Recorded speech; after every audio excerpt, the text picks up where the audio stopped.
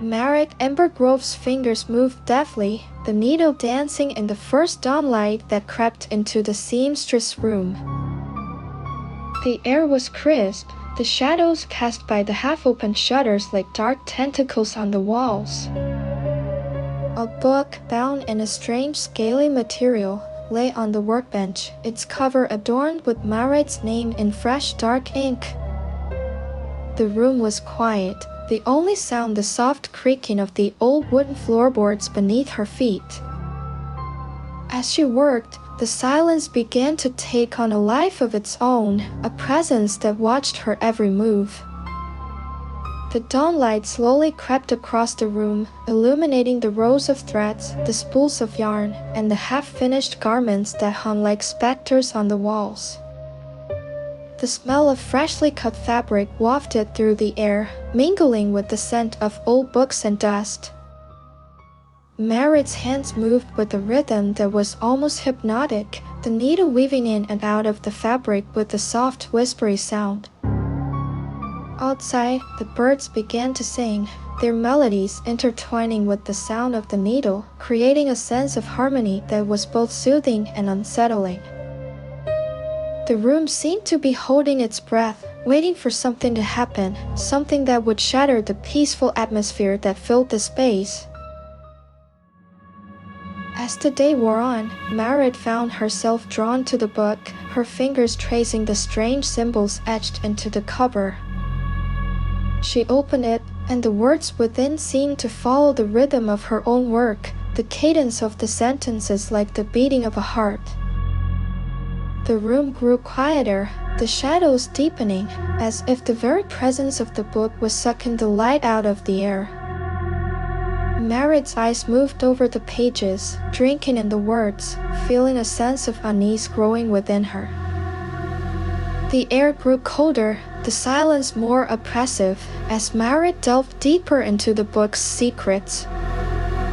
The shadows on the wall seemed to grow longer, twisting into strange, menacing shapes that seemed to move of their own accord.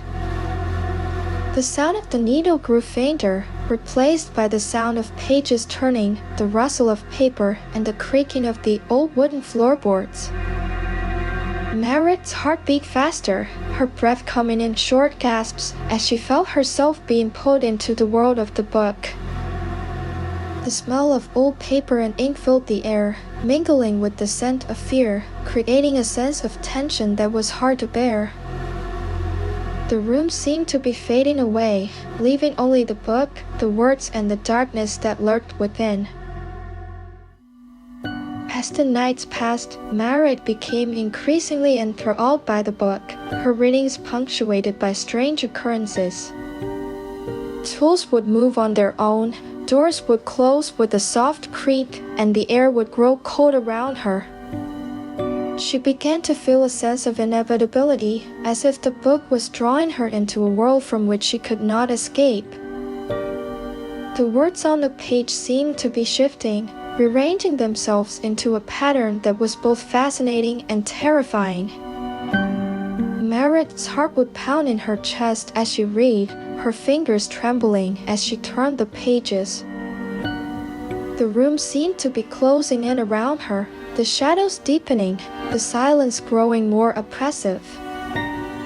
The sound of the wind outside grew louder, the trees creaking, the branches swaying, as if they were trying to warn her of the danger that lurked within the book.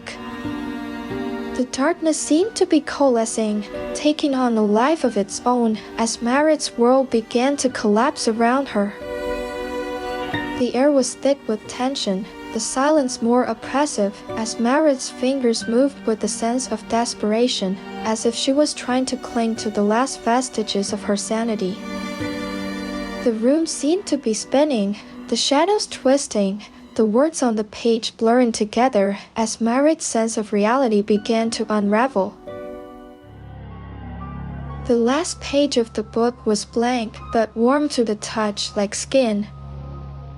Marit's name was fading from the cover as if she was being erased from existence. The room was silent. The only sound the soft rustling of the threads, the spools of yarn, and the half-finished garments that seemed to be working on their own. The air was heavy with an unspeakable horror, a horror that Marit could not quite comprehend. She felt a sense of detachment, as if she was watching herself from outside her body, watching as she laid out her own funeral dress on the table, the fabric smooth, the stitches perfect. The room seemed to be holding its breath, waiting for the inevitable, waiting for the moment when Marit would disappear into the darkness, never to be seen again. The smell of death and decay filled the air, mingling with the scent of fear, creating a sense of despair that was hard to bear. Marit Embergrove, a villager, walked into the seamstress' room, his eyes scanning the space with a sense of curiosity. He saw the book still open on the workbench, the words seeming to shift, rearranging themselves on the page. Conrad's fingers reached out, hesitated, and then touched the cover, feeling a sense of unease growing within him. The room was silent, the only sound the soft creaking of the old wooden floorboards beneath his feet. The shadows on the wall seemed to grow longer, twisting into strange, menacing shapes that seemed to move of their own accord. Conrad's heart began to beat faster, his breath coming in short gasps as he felt himself being pulled into the world of the book.